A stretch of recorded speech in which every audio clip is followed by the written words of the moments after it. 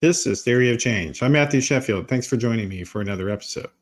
Before we get into the program, I just wanted to mention that Theory of Change is part of the Flux Media Network. So go to flux.community for more podcasts and articles about politics, religion, media, and society, and how they all intersect. And of course, you can also go to theoryofchange.show to get the archives of this program as well. And if you are able to subscribe, please do so on YouTube or Substack or Patreon, wherever you want. We got it for you. And make sure if you are able to do a paid subscription, obviously that's much appreciated. But if you can't afford that right now, please do give a review on iTunes, a written review, actually. Those are helpful. So I appreciate everybody who is able to do that. Thanks a lot. All right. So with that out of the way, let's get into today's program. Now that the pretense of a Republican presidential primary is nearly at an end, the second general election matchup between Joe Biden and Donald Trump is beginning to take shape. And while it's the same candidates as in 2020, the political dynamics of the race between them are different this time in several important ways. Most prominently, that we are no longer in a global pandemic. But one other difference this time around is that each of the candidates' support base seems to have lost some enthusiasm. On the Republican side, a significant percentage of the people who voted for Trump seem to be sick of his raging incompetence and foolish statements, while also harboring justifiable concerns about his criminal acts to cling to power after he lost in 2020. On the Democratic side, there is also a lot of discontentment with Biden, especially among Black Americans. In a December poll by the Associated Press, only 50% of Black adults said they approved of the job that Biden was doing as president. Various surveys have shown Biden with less Black support than he needs to win in November. For the most part, the Republican Party is not yet gaining much support from Black Americans, so it's worth pondering what's going on here in this regard. And joining me to discuss all this is Stephen Robinson. He is a writer and podcaster who does both of those things on his website, Play Typer Guy. Welcome to Theory of Change, Steve.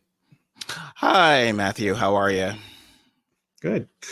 All right. Well, so this is I think this is a conversation that it doesn't I don't see it happening a lot in the mainstream media to some extent about wondering especially on cable television, that wondering what is going on with Black voters and Biden. It's just kind of under the surface, and I think it reflects a dynamic to some degree that in the Democratic Party you're not supposed to talk about what the guys at the top are doing wrong. Sure. Is that what's your sense? That's very much a case of that I've seen a lot. I've seen it.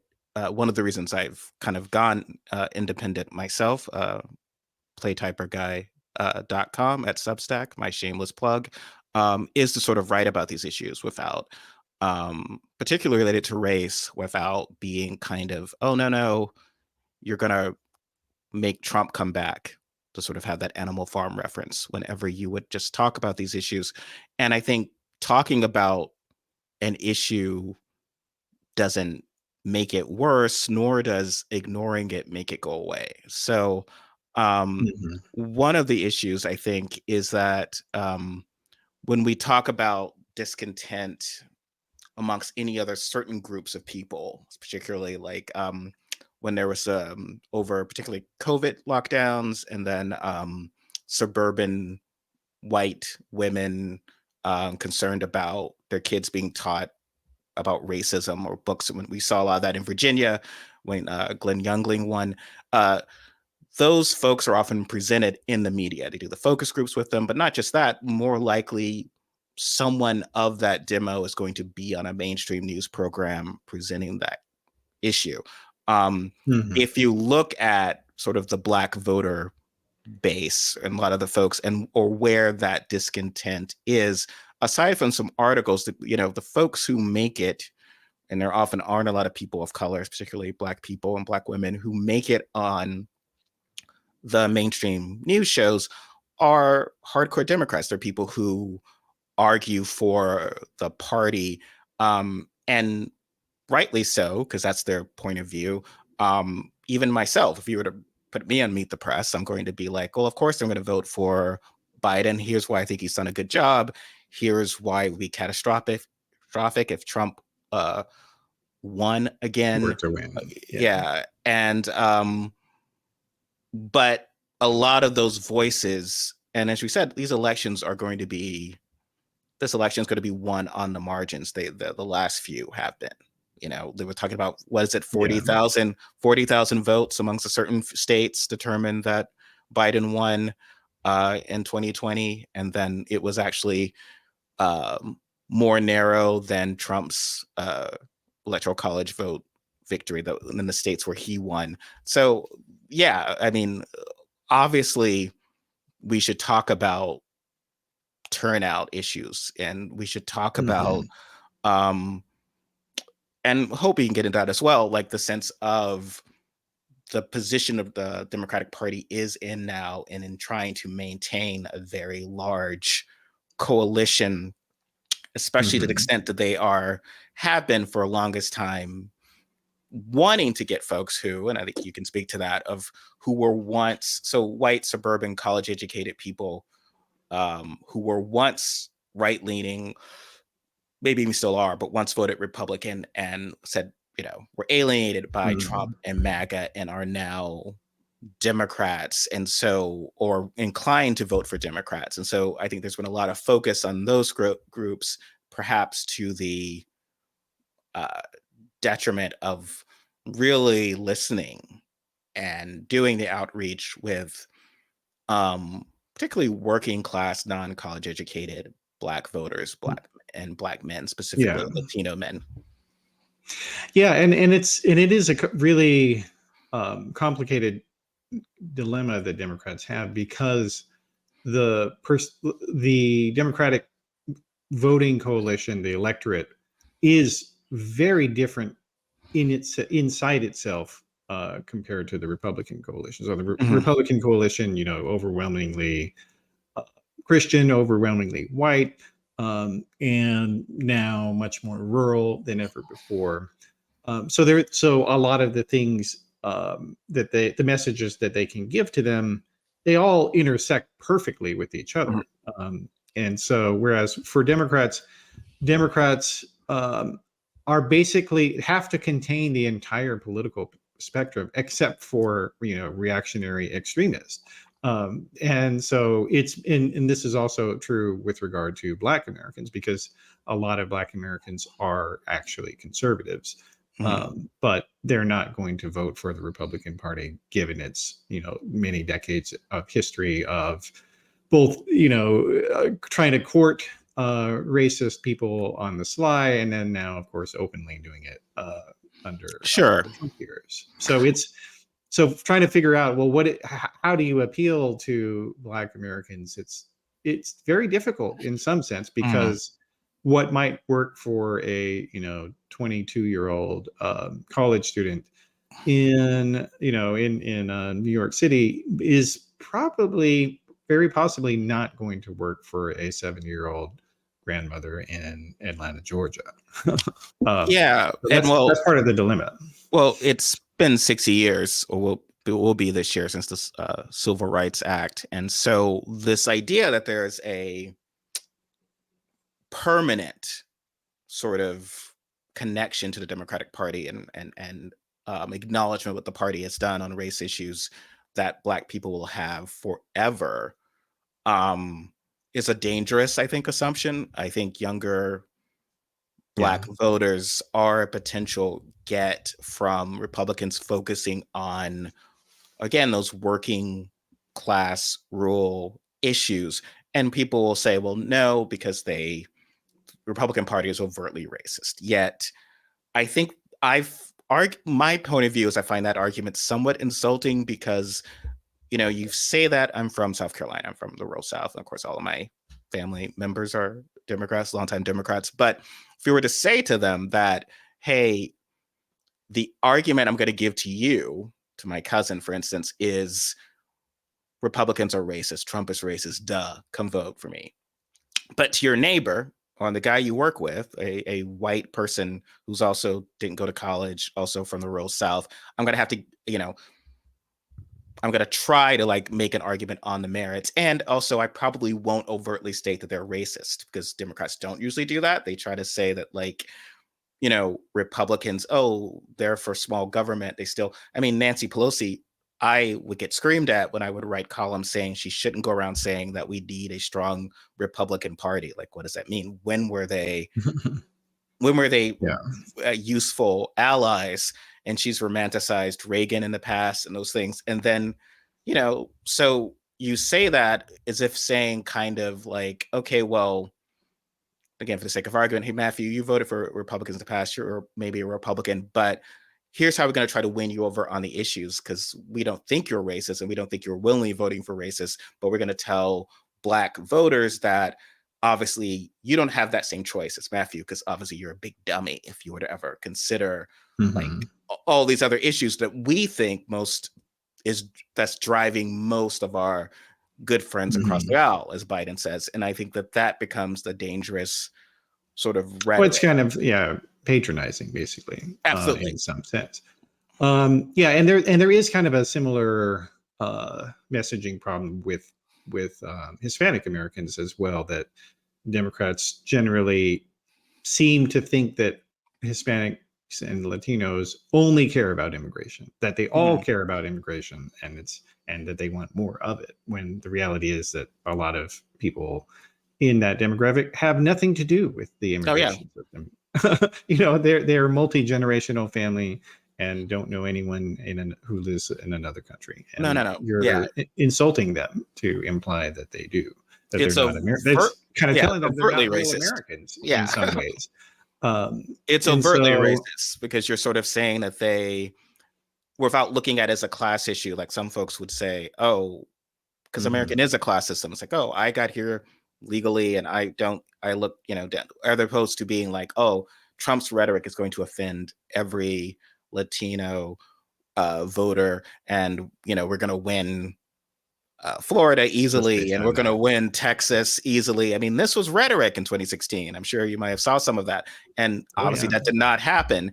DeSantis like dominated when he was Ron DeSantis when he ran for re-election amongst Latino voters, winning previous Democratic strongholds, because Democrats had been, their support had been eroding. I think what's happening with certain Hispanic voters, particularly Latino men and working class, has sort of potentially, I said, would be a fear of happening with Black voters. If that were to ever happen, that's going to be disastrous. But where, they don't have that long-term connection to the Democratic Party of like, you've always been there for us, we'll be there for you.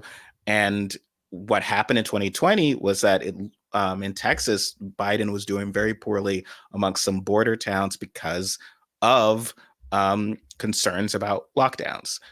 And I remember a lot of the dialogue from a lot of white liberal pundits during COVID was like, obviously the mitigation factors we needed to do. That was my opinion. But there was often a sense of condescending of like, oh, come on, just stop whining. You're just sitting at home in your sweatpants is a wonderful thing. Whereas a lot of people were desperate and scared, especially if their work was sort of entrepreneurial, which was the case for a lot of Hispanic folks in that area. Like, they were desperate and concerned that lockdowns would they continue. couldn't do their jobs. They literally could not work. It was impossible to work. There is and a lot of it is that I think the Democratic Party, and this is also true of the Republican Party, having been on both sides, but the Democrats are more centralized in the Acela corridor. So New York to DC. And if you don't live there, then you're not really relevant, and they don't want to hear from you. The only extent they want to hear from you is in a public opinion survey.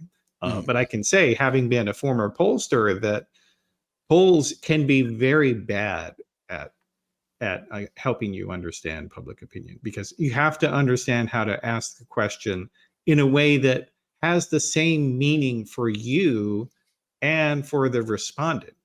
And that actually can be very difficult in a lot of different ways. So especially like when you ask people like about whether they're, their ideological position. So a lot of Black Americans, again, they come from a very, fundamentalist Christian viewpoint. They believe the Bible is literally true, and they may think that homosexuality is a sin, and they'll call themselves conservative when you ask them. But then, what do you do with that? What can you do with that fact about them?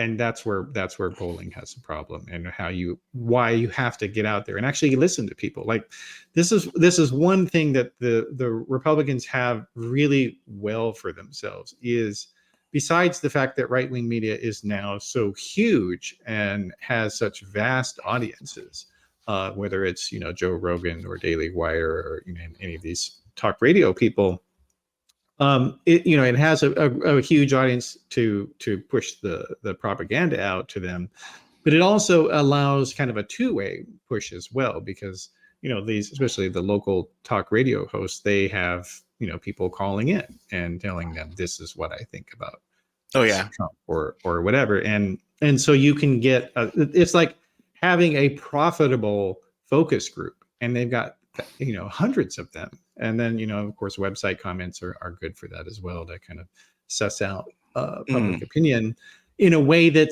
is organic, because like a lot of times people will be like, well, we can just do focus groups, but there's a lot of people who won't want to participate in a focus group, and even if they did, it's not a real forum. Like, you sitting around a table with a bunch of strangers being videotaped, is that a real conversation?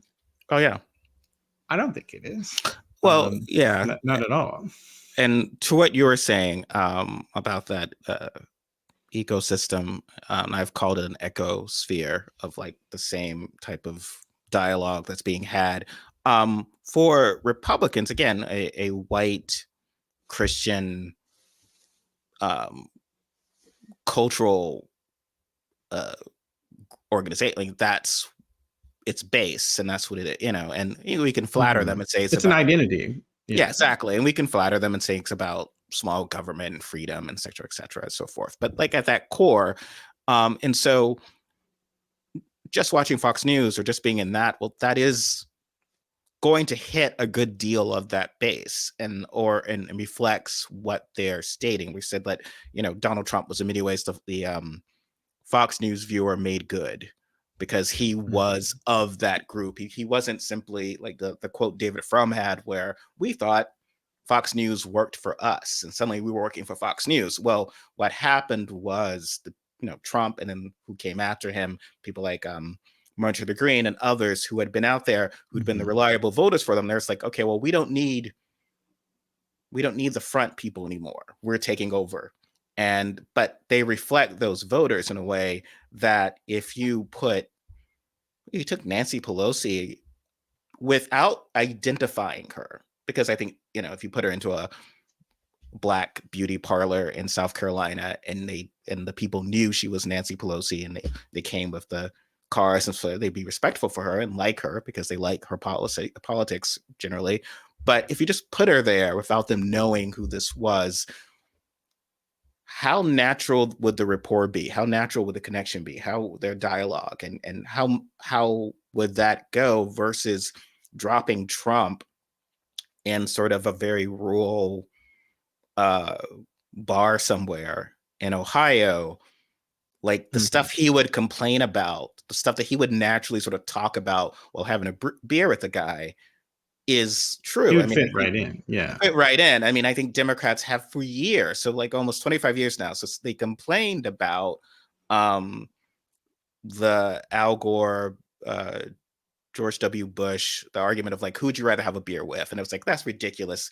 I mean, Hamilton even made fun of it. It's like, the musical Hamilton made fun of that idea. And it's like, well, it's not just about the part. I mean, obviously, politics is a popularity contest because that's how people get elected. But it's like, it's also about trust. Who do I trust? If I trust you, that's everything. If I want to have this beer with you, if I trust you, if I think you're kind of like trying to sell me something, I don't trust you. And I think what has happened with that deterioration amongst rural white folks who had been voting Democratic, who had voted for Bill Clinton in the past, even Barack Obama, and then it just collapsed in 2016. And then, even as we're seeing with certain groups of Black voters and Latino voters, what happens is if you don't build a trust, Democrats think, oh, I could just come in and pitch you on the issues. Why don't they get it? Why don't they get that I care more about these issues than Republicans? Republicans don't care. Like, we're going to come in and actually, when a tornado blows through Kentucky, we're going to come in and fix it. We're going to help you. And Republicans aren't. Why don't they care? It's like, because they don't trust you. Ultimately, everything comes down to, who do we trust? And essentially, having lost that trust has been the longest problem. But part of it is because, as you said, it's at a cellar corridor. You're like so far removed from the people you need. I once wrote about Democrats need more Lauren Bobarts, and the immediate response was, what do you mean? More idiots, more people doing, well, no, not the terrible stuff about her, not her terrible politics, just that if you look, the idea that this was, a woman of a GED, had worked as a waitress and worked small business owner, then went to Congress young. The idea of more minorities who are from that, as opposed to, I think Democrats can very much get caught into the model minority trap. So it's just like, here's our leaders who, and it's like, oh, well, she went to Harvard and Yale and she being a graduate. It's like But very, Barack Obama is a great example of what you're talking about. Yeah. yeah. Yeah, and no, actually, no, that's a great point. And actually, I've been glad to see the rise of some of these younger Democrats like Jasmine Crockett. When I see her going out there and tearing into Republicans and doing it in a way that is just like a regular, a regular average Black woman from the South would do. And she's great at it. And and the other thing also is, that all these Confederate, Republican old boys watching her do this to them, like, they have got to be, tearing up inside. Oh yeah, Seeing this absolutely. happen, like, that's part of why I love it as well to see. But you're right about that. Yeah, like there is kind of this thought that we can use polling to determine what people want and not actually have to talk to them and not actually be there, because because there is there is a serious issue that they really are kind of isolated and do their own thing, and they think that everybody agrees with them. I think there was this, well, like, for instance, they've abandoned it, and this is more Latino related, but like there was this propagation of the term Latin X in a lot of Democratic policy circles for a while, and nobody bothered to ask Latinos, do you want that term? Do you want to use it? And it turns out they did not want to use it. So now it's actually been banned by various Democratic organizations, because they're like, well, when we use language like that, no one knows what the fuck we're talking about. So No. we should stop that. It's just a different language. I mean, Republicans have been brilliant on language when they talk about things like parental rights, and they talk about things that which go back to the idea of conservatives, Blacks and Latinos, when they were talking about those issues. The idea was that, oh, well, obviously those groups are going to come out and force for us to get rid of Ron DeSantis, because he's racist with those books and arguments. And whereas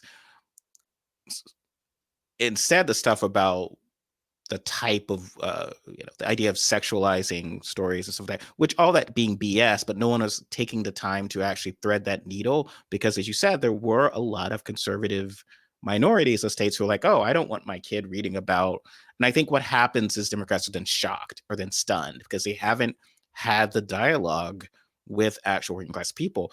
I found that you were saying a party that was sort of living by polls forever, to the point where, and it made me very frustrated, because I remember in 2020 during the primaries where a lot of Biden's value proposition was based on polls. Look at these polls of me against Donald Trump. Clearly, I'm the Mhm. best. Listen to these polls. And then, the past few months, polls were like going poorly for Biden, and there was a complete dismissal of polling data. And I was like, well, you know, we can obviously dig down, make sure polls aren't BS, but to reject the science right out for like a gut instinct is very scary, and often is what losing Mhm. campaigns do. It's what Romney's Yeah. campaign did in 2012, being like, oh, there's no Unskew the way. polls. Yeah, unskew them. And so with that, I remember a former colleague of mine, so a white male, the poll came out of Biden not doing very well amongst Black voters comparatively to 2020. And his response was, if I may say the term, bullshit. Like, that's all he said, and I was like, okay, well, why do you believe that? Why do you think it's wrong? So, no science was just like, no, there's no way that that's the case. And it's like, and the crosstab is about working class Black voters. And it's like, and I drilled in, and it was like, well, have you spoken to or interacted with or interviewed, as I have, any of these people? Because I don't presume to speak for Black people who aren't from Mhm. specifically my demographic. I talk to them, I interview with them, and so forth, to form this opinion of where things are. Yeah. And that just wasn't happening. It was this sense of, obviously they realize Trump is a literal, grand dragon of the Klan, and that democracy is at stake. And clearly, this poll is BS. There's no way that a Black person is either going to vote for Trump or not vote. And that's dangerous, because Trump did improve moderately his performance Yeah. among Black voters and Latino voters, particularly men, in 2020. So, I was very concerned when I got that sort of response. It was very frustrating to me. Mhm. Yeah, and I think some of it is just that, again, people who are, let's say highly, have a professional job and or may have a college degree or higher. There is a real danger in politics to project your rationale and your thinking onto other people. And I think you see that in particular with regard to college. Most Americans have never gone to college, don't have a college degree, and that's always been the case. And yet, so much of the rhetoric about opportunity or career advancement or retraining or dealing with unemployment situations is, well, you should just go back to school and get another degree.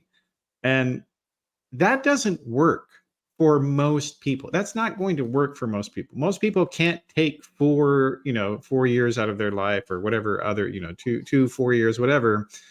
They can't go and put that into college, because they have to feed their family and feed themselves. And like, unless you're going to work to make college free, you should shut up about that. It's just not relevant to a lot of people. And I'm not saying, that I'm not saying I'm hostile to it or anything like that, but it's not going to work for people. Mhm. And Yeah, you have to have multiple solutions to people, because it isn't one size fits all. absolutely. Uh, Yeah. and I also support, college being sort of an extension of high school, that where we fund that all the way through. I think there's a benefit, or even vocational training or whatever. But what would also kind of amuse me about that argument is that many of the people saying college should be free, go to college, would then say, we need to have my student loans canceled or forgiven because I'm like $100,000 in debt and I make $50,000 a year. And so, like, someone who's like a plumber or works in a factory or whatever, who makes more than that and doesn't have that near of debt, it's like, wait a minute. So your solution, even if I didn't wind up in the debt, I wouldn't your job doesn't pay what mine does. Those are the jobs I'm losing, and I think that becomes a sense of, well, you've got to address the people who are like, uh, you know, all this technology has been wiping out types of jobs that are very valuable. And I think going back to what you said about not listening or not, I remember, and this was a big issue in 2020 regarding um, Medicare for all and those sort of things, or dealing with insurance companies and so forth. And it was shocking that, people who I really respected to read on the issue, like Liz Warren or even Bernie Sanders, were kind of unaware that a major demographic for the Democratic Party, Black women, also um, disproportionately worked in the medical insurance industry, like sort of that the administration aspect, that they would go out and talk about how, well, this is the worst thing, that's the worst part of it, and Medicare will remove all of that. So essentially they're talking about gutting a lot of jobs for their base. Now, I think that's probably going to be necessary, but it was sort of like they hadn't thought about it. So, if you haven't thought about it, then you have no way. Everyone's like, oh, wait a minute. She's talking about gutting my jobs. It goes back to trust, right? Because if I come in, if I prepared for the meeting, and again, having worked in court, if I prepared for the meeting with you and I know, okay, well, here's where we need to go. But I obviously understand how you'd be impacted. Here's like either for exit or here's a trade, like but I've at least prepared, as opposed to my coming in. That's like the worst boss in the world, right? Like, okay, Matthew, here's our exciting new program. We're going to do this. And then, this department that handles the Theory of Change podcast will be sent to India. And you'd be like, well, that's my job. Like, how do you not know what I do? Like, I hate you. And so I think sometimes there's that sort of sense of people not even listening or being aware of the very serious concerns. And that happened again, as I said earlier, with COVID, where there was that idea that like all, Democrats are talking as if not just their voters, but all voters were like able to, as I was fortunate to just kind of ride out the pandemic working from home. You're still getting a paycheck, but the frustration is that you can't go outside and have a drink with your friends or do that. And so instead, they're kind of like, everyone complaining about the lockdowns is spoiled because they want to go to brunch. There was a lot of liberals posting that or talking that way. And it's like, no, there are people, it's great that you decided to start making your own bread at home and you took a cocktail course from YouTube or whatever. But that person, that human being who was, bringing the bread to your table at your favorite brunch stop, or the person who was making drinks for you last year, they are scared. They don't know whether, how things are going to go for them, or or if there's going to be an industry for them. So I think that becomes next. Yeah. So I think it's a sense of really not knowing. And I think that's one of the advantages that Republicans often have, because they are often in the circle.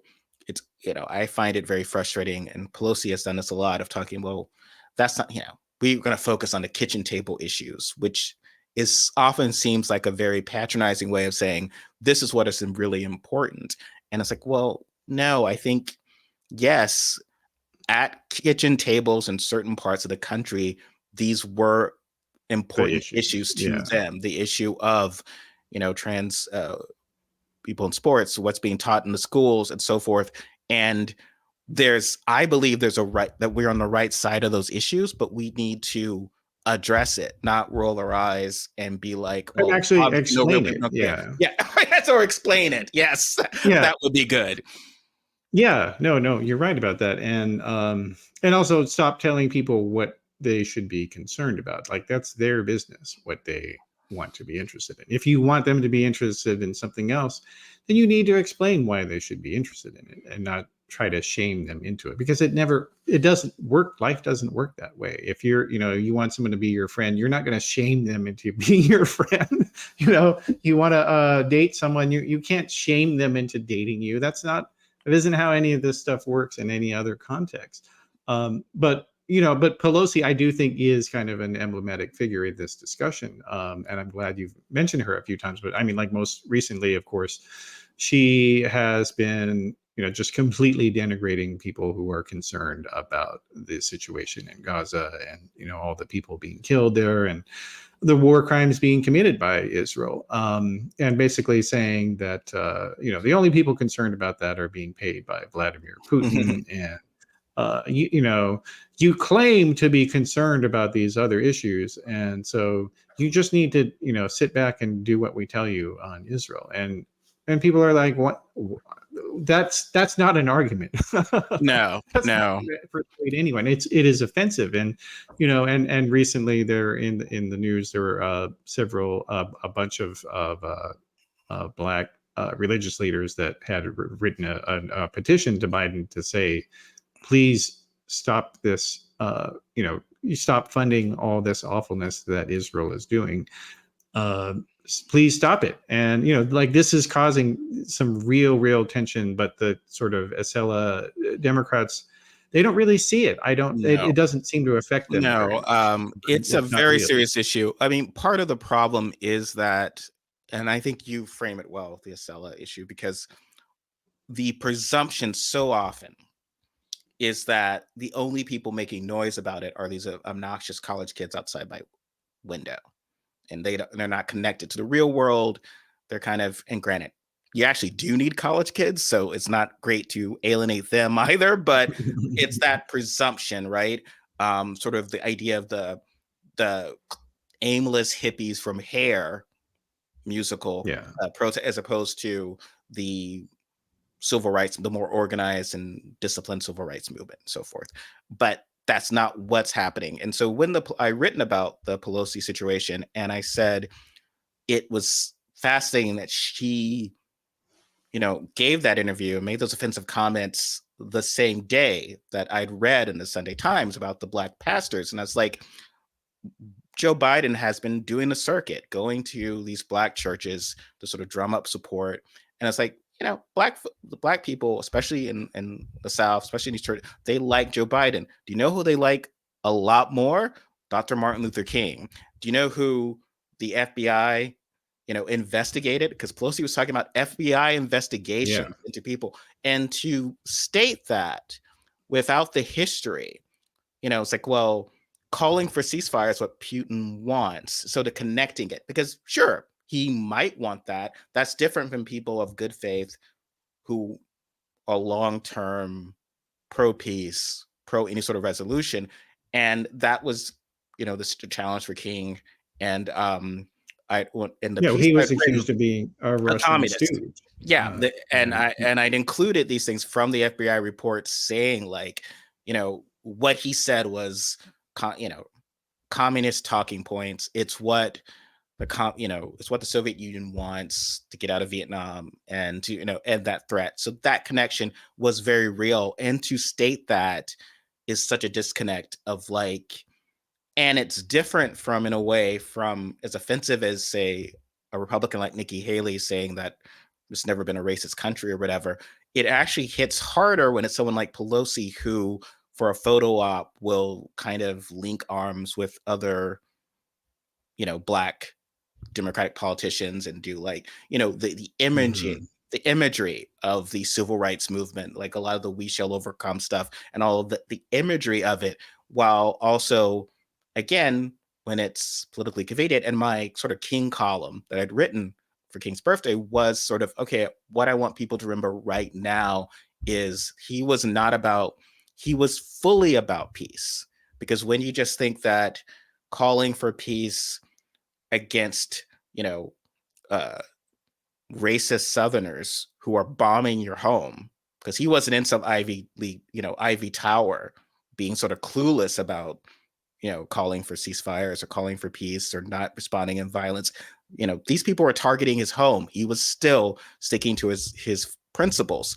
And, I think that speaks to something. And this had been an issue, again, at a former place I'd worked. And one of the reasons I'd gone independent was that there was a big uproar of just even talking about the issue. So shortly afterward, um, Juliana Margulies the actor had made some really offensive comments about Black people protesting against some of what Israel was doing in response to the attack. And the sort of the idea that like, we've been here for you, why aren't you here for us? And I commented about how that was sort of paternalistic, also not actually reflective of what's the civil rights Of movement actual about, principles. and Yeah. principles and so forth. And the response was like, how do you know, essentially the response of, you're an anti-Semite, you're all this, essentially just try to shut down the argument. And I sort of said, okay, fine. And one of the reasons I've gone independent and do independent journalism, people know where to find me for that, is that, okay, well, I have to actually talk about these issues. One issue Mhm. is that at the same time this is occurring, and people are kind of like surprised that there's 10, Black voters might not turn out, or they're dismissing it, or they were saying a lot of really offensive stuff about, well, any Muslims who stay home, well, Trump's going to do, almost like trauma, like being relishing in what a second Trump term might do to any Muslim or Palestinian American, or anyone who would not show up for Biden. Well, you're going to deserve what Trump's going to do to you, which is a horrible thing to state. And I said, well, this Mhm. is not constructive. This is not helpful. And again, if you were to pay attention to these people, if you were to go to these Black barbershops, talk to these young Black men who, for them, their lives haven't materially improved since the Trump era through the Biden era. And I know we've talked about the economy improving, but it hasn't for some of these folks. But a lot of these people do see it as if, despite the rhetoric that Democrats will make about what they will do for Black voters or Black Americans and how we stand for them, they it they will make it clear to the extent the ends they will go to for, if it's Israel, if it's Ukraine. And it is not being and I've seen it dismissed of like, oh, well, it's obviously more complicated than that. They should understand that. And this is, and make these, but it's like, okay, well, you need to sort of try to explain that, try to empathize why these folks feel this way. But I wasn't, you weren't getting that. It was just sort of like, to even think that they should be frustrated and not get that Trump is the existential threat. And They there's, don't have the right to feel frustrated. Yeah. yeah. Um, yeah, and some of it, I mean, there is, I mean, to be fair, of people who are, frustrated with the frustration, um, a lot of it is the case that, when people go and do these interviews, and there's actually the New York Times has actually done some really good work lately on talking to dissatisfied Black voters. So I have to give them some kudos in that regard. But like I mean, some of the issue that people have with the Democratic Party is a challenge of misinformation. Like, they actually don't know that, various things that they would like were blocked by the Republicans, or in the case, or in the case of the child tax credit, blocked by Joe Manchin Mhm. and Kirsten Sinema. So, like, some of the things that people, that you see people in these interviews are expressing frustration at Democrats. They're not the fault of Democrats, but it is the fault of Democrats for not having told them Oh yeah. why this didn't happen. Obviously, and Donald Trump is scum, and the Republican Party is sort of, obviously its base is very different, but you know, Republican voters certainly held Republicans responsible for failing to repeal the Affordable Care Act. But one thing that was very clear that Trump did, I mean, he laid into John McCain, who had cast that vote. Like, it was clear that he had said that he has betrayed Republicans, he's The betrayed cause. America, he's betrayed the cause. And Biden has always tiptoed around Sinema and Manchin. It was always the fear that they would switch parties, Democrats would lose control, we couldn't get judges. And, a lot of those arguments could be legitimate. But at the same time, I think when you go in hat in hand to Black voters and they're like, well, what happened to our voting rights? Because during these past 4 years, this is what um, what Republican-run states have been doing of trying to suppress our vote. What have you done about it? It's like, oh, I couldn't do anything while having control because Cinema and Manchin. And but he does, but like, here's this cool bipartisan infrastructure deal I did with them, or here's I will never say a bad word about them. And that can be a sort of mixed message. I understand why he had to sort of play it that way, but it can really have that sense of, Democrats are in a weird situation where some tremendously awful stuff has happened to key, to marginalized groups. So these anti-trans bills, these anti-gay bills, these voter suppression bills, obviously the horrible abortion bans that were passed on Biden's watch.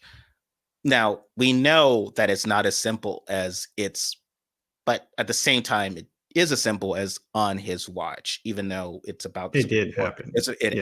It happened.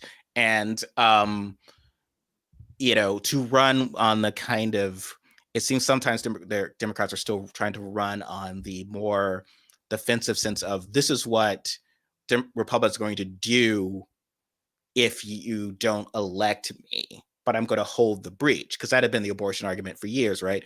But now that it happens, it has to be like, how are you demonstrably going to stop them from doing what they've already done? Which is a slightly different argument. I think that can be very tough. And I think, in a way, Democrats can struggle with that, the struggle with like going, sort of the bare knuckles brawl with Republicans on this, and sort of, attacking them. I think, again, it was something I'd seen, a former colleague had written, that had been about, there was a young woman in Florida who is trans and had just, I voted for Biden in 2020, and like, I've lost freedoms in the past 4 years. And it was more of just a primal scream. She wasn't necessarily saying that she wasn't going to vote for Biden, or was. It's more of just like, I did what I was kind of in a way supposed to do, and now it's still like, what can happen? And it was, again, the response of, you dumb idiot, like, obviously you don't understand how politics work, or that Biden has no control over that. What's wrong with you? Why are you whining about it? And it's just like, that's just a really, to me, grotesque way of looking at this situation, especially whenever I see the idea that these people in these Republican-run states who are living in tyranny should just pack up and move to a Democratic-run state that's, incredibly more expensive. And it's like, well, that's not the option. So you're going to get them a job, you're going to get them a house, you're going to get them a professional network, that you're going to do all that for 20 million people. All right, I'd love to see that. No, it is, and it's an issue, and so, and some of these things Biden can't say, but if Democrats had more media, and if there was an actual liberal media, they could say these things and deliver that message to people that maybe that Biden can't say just out of realpolitik. But yeah, but they don't, and like, the right has invested now billions of dollars in right-wing media, and now we're at this point where especially they're targeting on YouTube. And YouTube has just become a right-wing cesspool from a political standpoint, and it's largely because the left hasn't even tried to do anything significant. And now they're pushing out, especially doing a big push in the realm of trying to target. So like Matt Gaetz, for instance, said recently that for every Karen that we alienate as Republicans, there's going to be a Julio and a Jamal who are going to sign up for us. And that's bravado, and it's ridiculous, but they actually are going for this. Like, they actually are doing it. And you see, like, there's been this proliferation of right-wing figures that are Black that they're black men that they're really pushing out there and spending shitloads of money getting them in the faces of every black man that they can. And it's got to be having some effect. Otherwise, I don't think they'd keep doing it.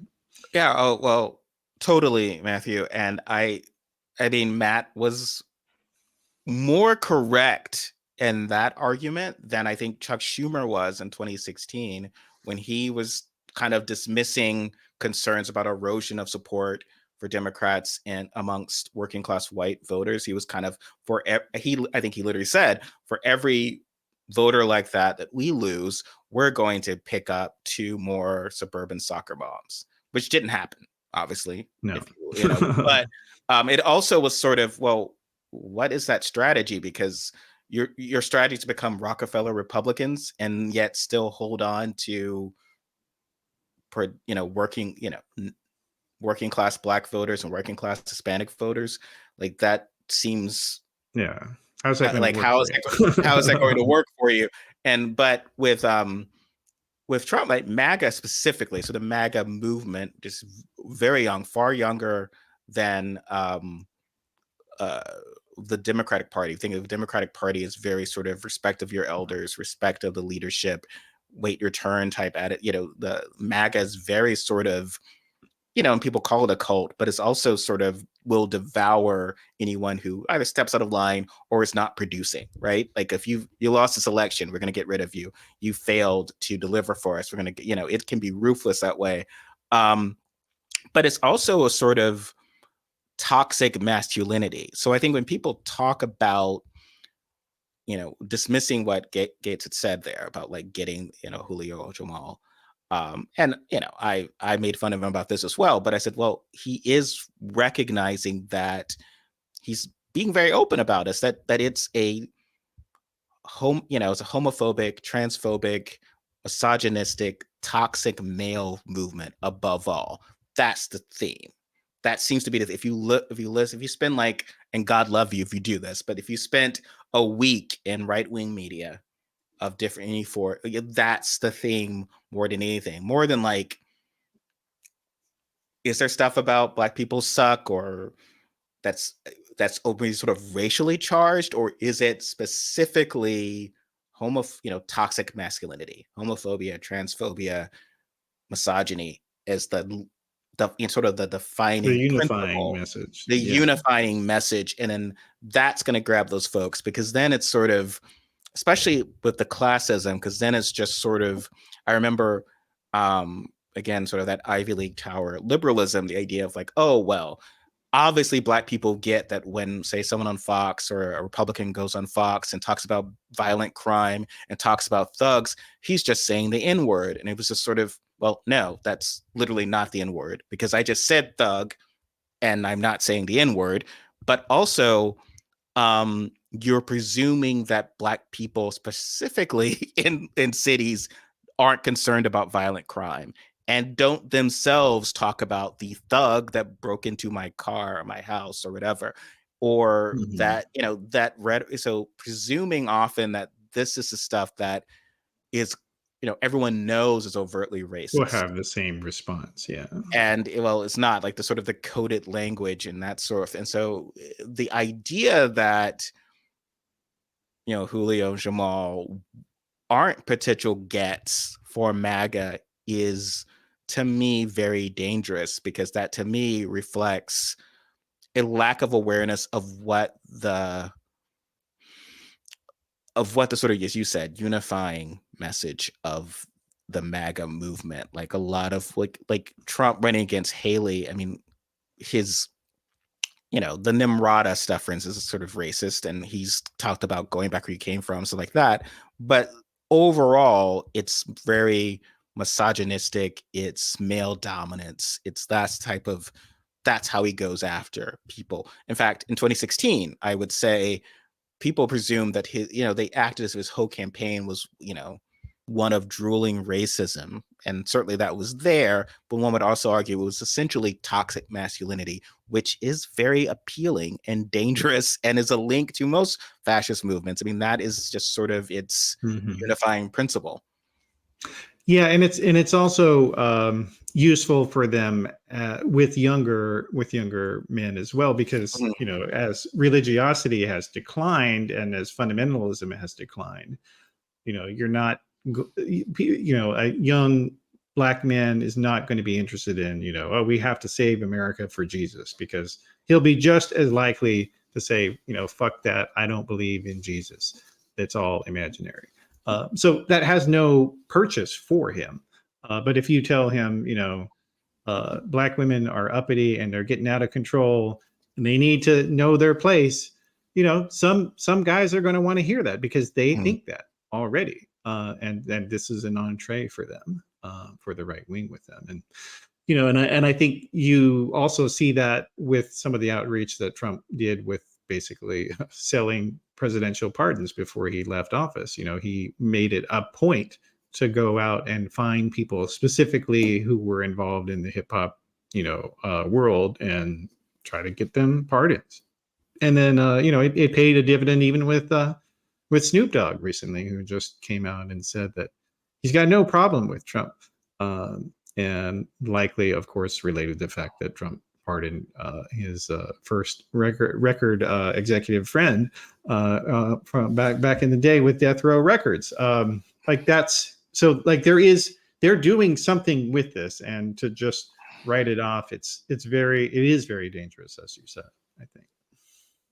Yeah, and there's, if you're a black person in the world and saw these voters, there is a sort of a condescending racism that comes from the white left that is sort of very similar, if not arguably worse in certain ways than what comes from the right. Everyone presumes that the right, they're all Klan members coming after you and so forth. And I think what happens is, for a lot of people of a certain income level or a certain background, for them it's 6 of one, half of the other. So they're going to be like, well, what are the other ways that Trump is going to help me? And is it, is he going to get me a job, an economy, or whatever, or is he going to actually even just listen to me? And I think that seems to be important. I remember, and I had written about this. It's like, Biden probably shouldn't list upon his list of achievements for the black community, what he's done for black people in the past 4 years, to be a black Supreme Court justice and a black vice president. It sort of is, those are great things, but that Jamal, it's just sort of like, what? Like, okay, I'm glad that How very does that successful impact white. me at all? Yeah. Yes, Yeah. especially it's like, and it sucks that Ketanji Brown Jackson, who's wonderful, was nominated during this time, but it's like, yeah, nothing about the Supreme Court is good.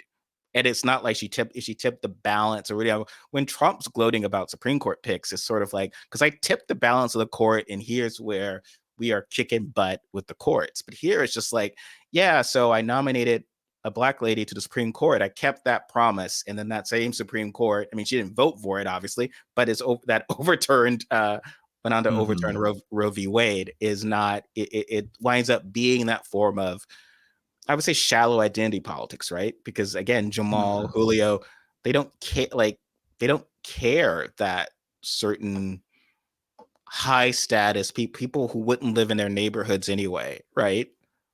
Even if they are the Yeah. same race, or, and that's sort of, and I think Republicans have been leveraging on that sense of the going after the elitists and that sort of thing, in a way, because it's kind of like, yeah, this person doesn't even live in your neighborhood, won't stop at your neighborhood, and he's saying that, like, look, here's how I gave this person who's already well off a raise, is not going to Hmm. doesn't hit in the same way, because they can't then translate it to a different specific way their lives have been improved. Yeah. Yeah. No, that's true. And well, I guess the elephant in the room on this discussion, though, is Kamala Harris. Mhm. I think it's. I think at this point, people seem to have realized that, yeah, people don't really like her, um, and Um, um, and that's true across races, and geographies and whatever you want to say. I mean, it was. I would interject. I I say don't I know. think I do think Black voters think highly of her. I don't, that sometimes does not always show up in the approval polls. I think I think it's usually like Nikki Haley likes to try to fearmonger about a President Kamala, and I think when you do it that way, in a way that can really get sort of Black voters more defensive of, supportive of Harris, in a sense of like, okay, well, don't Yeah. trash Well, her and because that she's type of thing. using, yeah, because I mean, that actually is a racist attack, basically. Yeah, She's using anti-Blackness as a way of propping herself up as a non-white person. yeah, Um, but I think I would agree with you otherwise. He's not sort of, and I've again gotten into lots of trouble for this as well, but I was like, yeah, I mean, it was a sort of, I was writing about this in 2020, which was that, okay, well, Biden's mortal. Here's what 8 years is going to look like. And that's the commitment you're making to 8 years. Yet there was all these people talking about, oh, well, Biden will retire, not run for again. Or there was like, well, none of that will happen. That does not happen. That will never happen. Are we going to commit to Biden for 8 years? And then people made that choice, like, okay, we're committing to him for 8 years. And then, 4 years later, people were saying, so do you think he's not going to run again? Do you think you're going to, no, that's not going to happen. And, I think there is some concern. We don't know to the extent that in key swing states, and I think that's what Haley would want it to be, that it winds up being this proxy fight between VP. Everyone's like, Trump's either going to go to jail or die, or Biden's going to die. And so it's really about the vice Harris president. versus, but I think to the extent that a lot of indie who might not like Harris or might be skittish about her in, say, Wisconsin, Michigan, the benefit of the Dobbs decision is that they will vote for the policy, the people who are going to come out and grass numbers. It's like, okay, well, I want to make sure that there's no national abortion ban. I want to protect these things. I want to protect. This is a Republican Party that can't govern. God forbid they get the White House.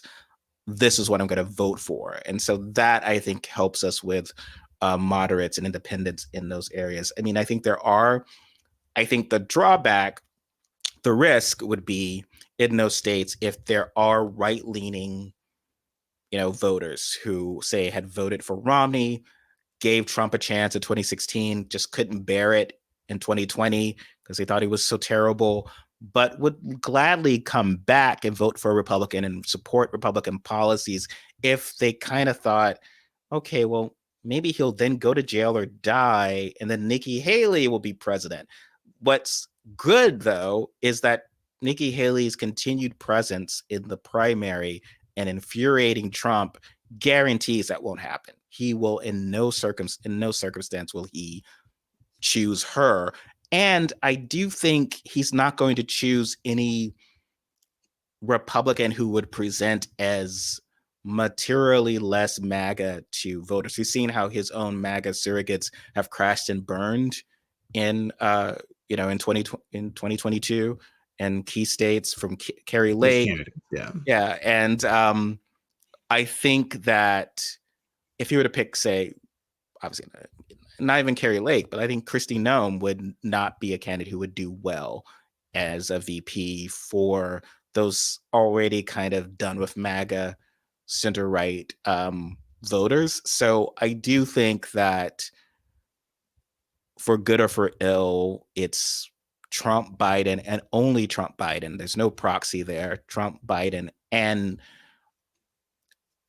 I hate to say thanks for Dobbs, but in a way, that ruling did, I think, without that ruling, do Democrats hold the Senate? Do they in 2022? I actually am not sure. So I do think that has motivated voters and given a singular purpose specifically to independent voters that can benefit us.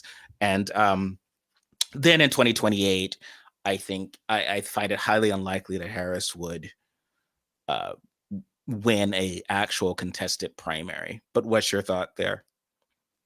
Yeah, it doesn't seem likely to me. I mean, she dropped out in 2020 before even a single vote had been cast because she knew she was going to lose California, Mhm. her own home state. And I think she is actually a really great example of kind of this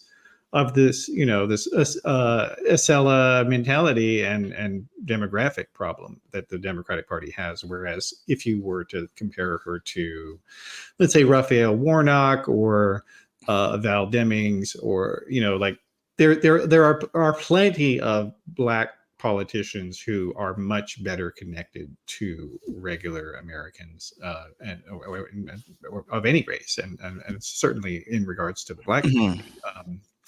Like she was always just doing her own, and it's not something wrong with her. I'm not saying that as a criticism, because she is who she is. But the reality is that people, they want somebody who's appealing and who they trust, as you said, and somebody who can explain themselves in a way that is meaningful.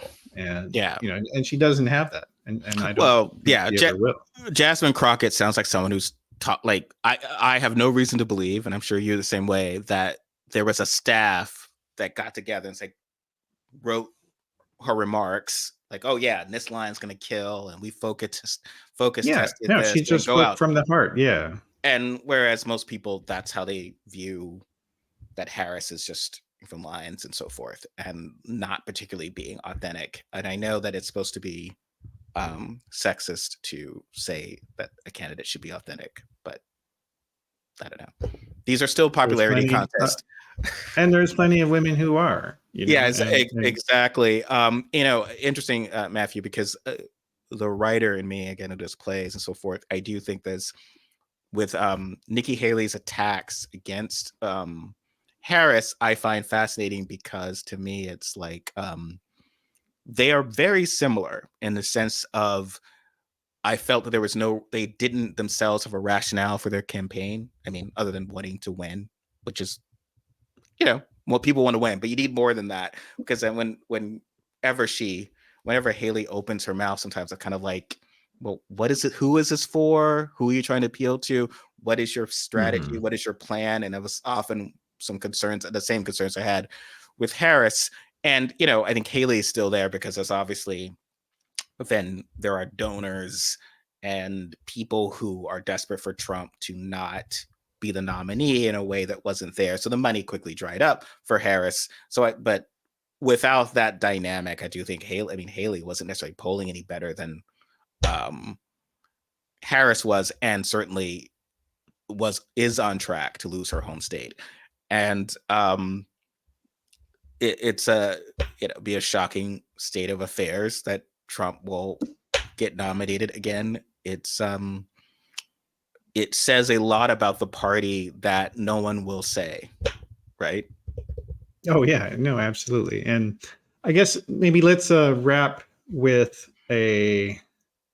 I want to talk about that. So there is, there is some dialogue about kind of this interplay that we've been talking about this whole conversation here, on the left, but there's this idea, and this is especially true more with white leftist socialist types, but not only them. Like this idea that you can just completely throw away all matters of of race or of sexism, or various identities that people can have, a religion, whatever. Like you can just toss those away, and what you need to have is only focus on the economic message and the class warfare idea, and that if you just did that, it would work.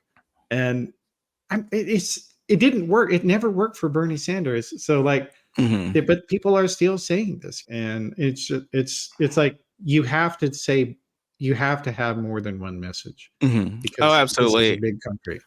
Um, and I apologize. And This is these probably, issues, oh sorry, no, and the issues that they're linked as well. Like the people who want to oppress transgender people are also the ones who want to take away the civil rights of black people, who are also wanting to take away the civil rights of non-Christians. Like it's the same people who are Mhm. doing all this stuff, and if you can't understand these things are all linked together, then you can't build anything if you Yeah. don't.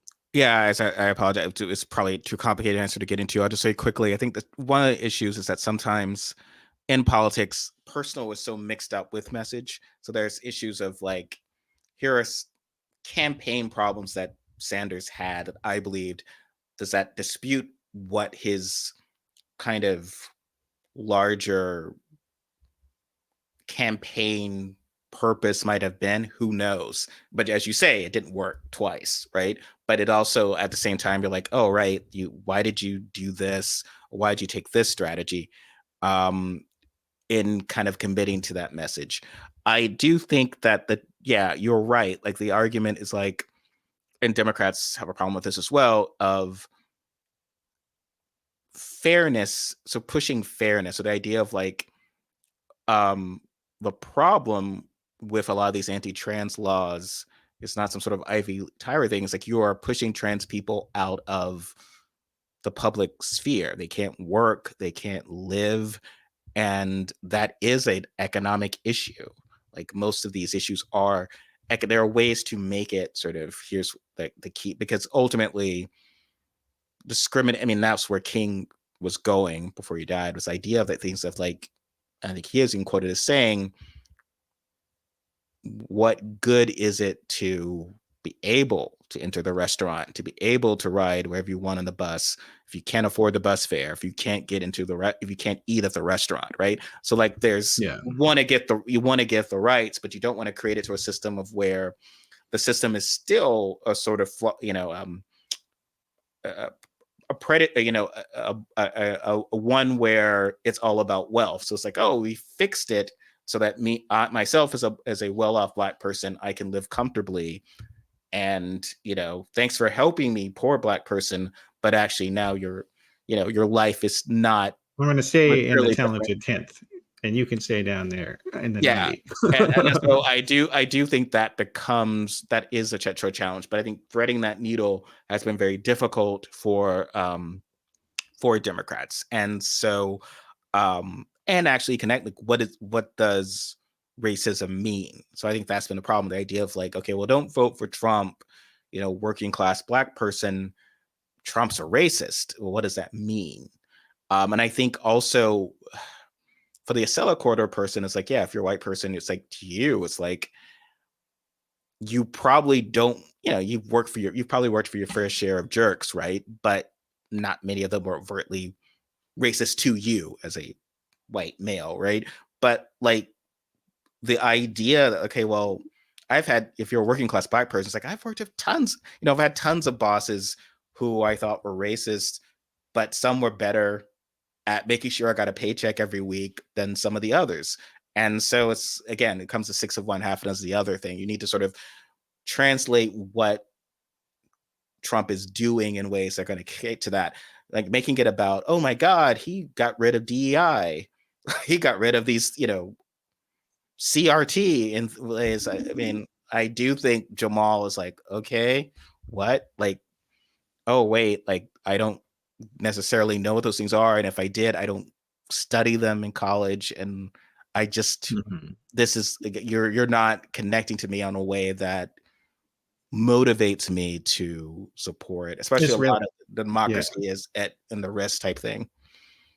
yeah. No, that is definitely true. The idea of telling people democracy is at risk. Like, what the fuck does that even mean? If you're, if you're a person, making minimum wage and you are working 3 jobs, who cares?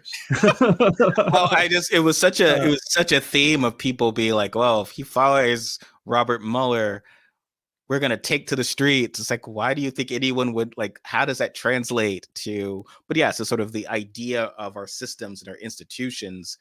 And, that's what democracy is, as opposed to, oh, here's what the damage Trump has done to our institutions. And we won't have a democracy in these years. The problem is, it's like, well, do you think there was and I think a lot of white liberals have to answer that question. Do you think America was a functioning democracy in the 50s? Like most of the time, you just think it's like the movie Grease. You think it was fine. In fact, when you want to sort of project the idea of a horrible dystopian society, use fiction like The Handmaid's Tale, as opposed to a reality we've already had. And so you need to sort of thread the needle of like, here's how Trump's going to make it like 1955 for Black people. And I think that draws people out. But I think the idea that like, no, he's just going to fill the White House with cronies and, you know, only have acting attorney generals. I think that just that scares the Morning Joe crowd, certainly, and me, but I'm not those voters are trying to win over. Yeah. If you like, if you feel like in your own life that institutions have not helped you and they have failed you, and you just assume based on your experience that racism is baked into the cake no matter what, then these messages mean nothing to you. But at the same time, you have to figure out a way to get people to understand like these things are real. I think, to go back to the Dobbs case, that, I think a lot of women were willing to vote for Republicans because they really didn't think that Roe versus Wade was at risk for them. And of course, Republicans were lying and telling them they weren't going to do it. But now that it's actually happening, and a lot of people are saying, "Holy fuck!" They actually are trying to take away my rights, and they're putting all these restrictions on me, and they all these ballot initiatives they pass because a significant percentage of Republicans vote for them to protect abortion rights, and I mean, it is tricky. There's no one answer, no one size fits all. But you can't put people into one box and tell them only one thing. I think that's the overall takeaway, if I may say one. Yeah, I agree. Yeah. All right. Well, I think that should do it for us here today. I appreciate you joining the program here. So you are on various social media places at SER 1897. What is that signifying? 1897 was a storyline on the old Dark Shadows TV show. I am a fan of that TV show, and one of my upcoming podcasts, I'll have a guest who will speak about that show as well. So thank you for bringing it up. It allowed me to make that very subtle plug. Okay, awesome. And then, of course, people can also get you at playtyperguy.com as well. Thank you. All right, so that is the program for today. I appreciate everybody for joining us for the discussion. And of course, you can always get more episodes. If you go to theoryofchange.show, you can get the video, audio, and transcript of all the episodes. I appreciate everybody for subscribing. Make sure to do that on whatever platform you're watching, whether a podcast or YouTube, etc. And if you want to get the show over on Patreon, just go to patreon.com/discoverflux. If you're a paid subscriber on Patreon or Substack, you will get full access to all the episodes, and you'll also get access to the other two podcasts that I'm hosting right now, Doom Scroll and So This Just Happened. So please do check those out and visit us over at flux.community as well. So that's it for this episode. I appreciate everyone for being here. So that's it for this one. I will see you next time.